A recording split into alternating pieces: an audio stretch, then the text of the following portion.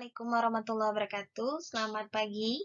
Kembali lagi dengan video pembelajaran. Kali ini kita akan membahas tentang penggunaan rumus jumlah dan selisih dua sudut. Untuk rumus jumlah dan selisih dua sudut, ada cos alfa ditambah beta. Rumusannya adalah cos alfa cos beta dikurang sin alfa sin beta. Kemudian cos alfa minus beta, cos alfa cos beta ditambah sin alfa sin beta. Kalau diperhatikan ketika cosnya positif, maka penjabaran rumusnya menjadi negatif. Tandanya berlawanan. Kemudian kalau cosnya negatif, sudutnya, dua sudutnya tersebut dikurang, berarti penjabaran rumusnya adalah ditambah. Kemudian kalau diperhatikan, cos itu rumusannya adalah cos-cos, sin-sin. Sementara kalau sin, rumusannya adalah sin cos, cosin. Dengan tandanya ketika sudutnya ditambah, maka penjabaran rumusnya adalah ditambah. Kemudian ketika sudutnya dikurang, maka penjabaran rumusnya adalah dikurang. Sementara untuk tan, ini agak berbeda dengan sin dan cos, jadi dia ada pembagian.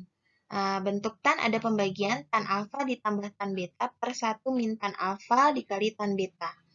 Nah, untuk penjumlahan, sudutnya dijumlah, maka pembilangnya dijumlah, tapi penyebutnya dikurang. Kemudian ketika dilakukan pengurangan dua buah sudut, maka pembilang tan A min tan beta per 1 plus. Jadi, pembilang dengan penyebut tandanya berbeda. Mari kita lihat contoh-contoh soalnya beserta pembahasannya. Untuk contoh soal nomor 1, kita diminta menentukan nilai dari cos 105.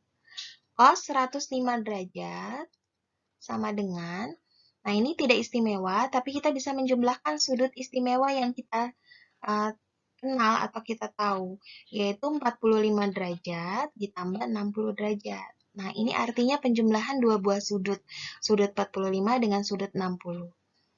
Kita bisa menjabarkan rumusnya.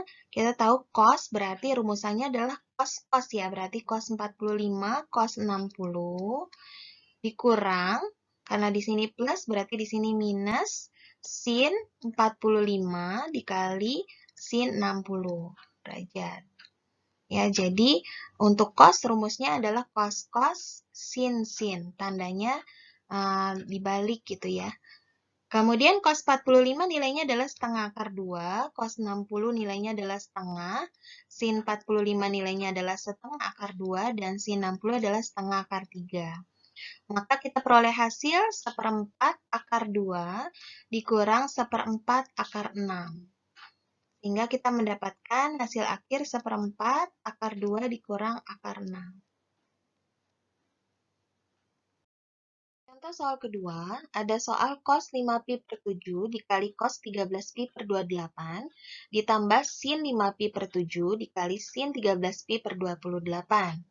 Nah, kalau kita perhatikan, ini bentuknya berupa cos-cos ditambah sin-sin. Cos-cos sin-sin adalah bentuk untuk cos. Cos di sini tandanya adalah positif, berarti dia menjadi negatif. Nah, sudutnya 5pi per 7 kita anggap A, maka dia menjadi 5pi per 7 dikurang dengan 13pi per 28. Jadi, cos, kemudian kita samakan 28, ini 20pi min 13pi. Jadi, jawabannya adalah cos 7pi per 28. 7pi per 28, kalau kita sederhanakan menjadi cos 1/4pi.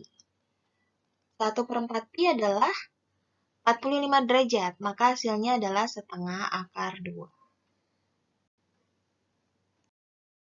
Contoh soal ketiga, kita diminta menyederhanakan bentuk dari cos A plus B dibagi dengan cos A dikali cos B. Jika diperhatikan, maka terlihat ya, ini adalah cos.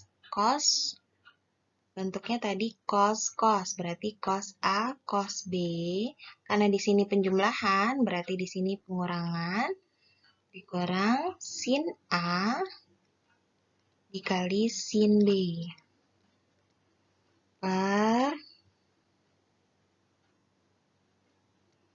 cos A dikali dengan cos B. Karena ini ada pengurangan di bagian pembilang, maka kita bisa tuliskan terpisah menjadi cos A, cos B per cos A, cos B. Jadi masing-masing dibagi dengan cos A, cos B.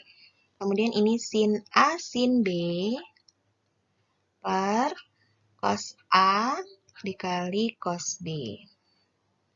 Nah, kalau kita perhatikan bentuk cos A, cos B ini kita bisa langsung coret ya. Seperti ini. Kemudian ini akan menghasilkan angka 1. Lalu setelah itu untuk bentuk sin A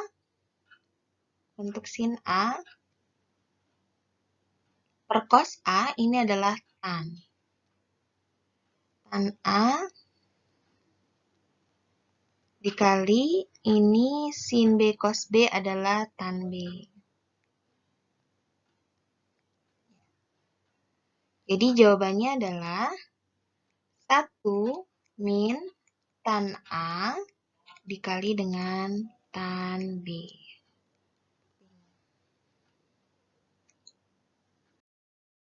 Kita lanjut ke contoh soal 4.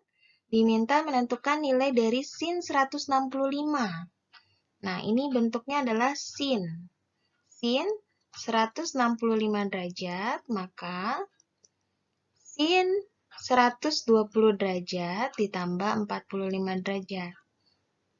Ya, kalau kita perhatikan 120 ini memang masuknya ke sudut berelasi ya, sudut istimewa yang berelasi.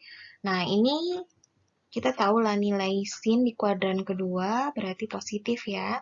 Ini menjadi tadi sin cos gitu ya. Sin cos, karena tandanya tetap plus berarti cosin.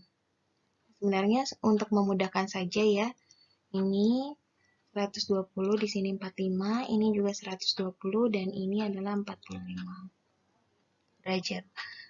Kemudian, sin 120. Sin 120 itu di kuadran kedua. Kuadran kedua, nilai sin adalah positif.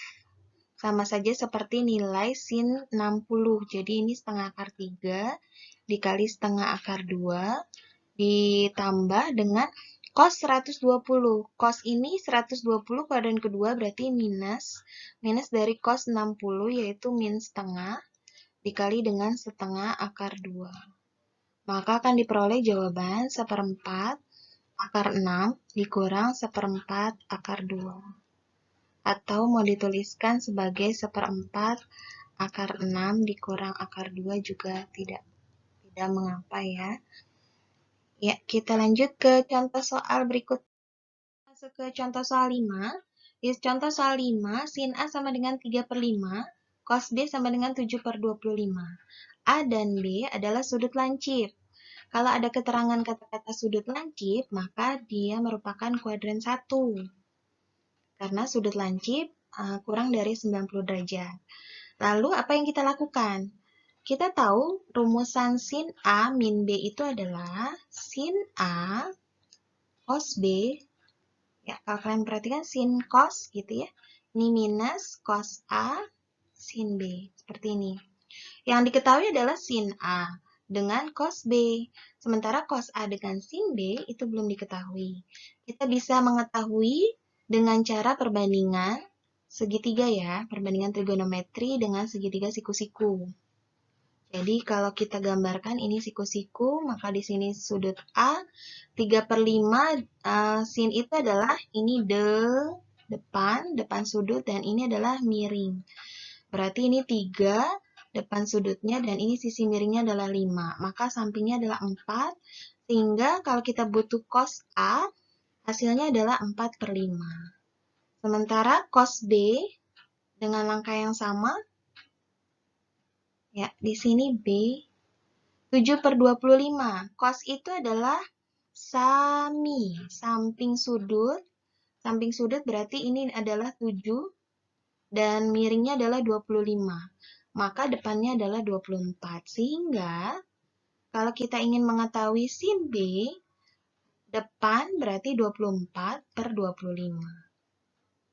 Tinggal kita masukkan seluruh unsurnya, ini adalah 3/5, dikali cos B-nya adalah 7/25, dikurang cos A-nya adalah 4/5, dikali sin B-nya adalah 24/25.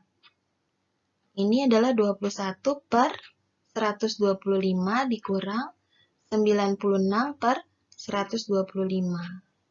Hasilnya adalah min 75/125.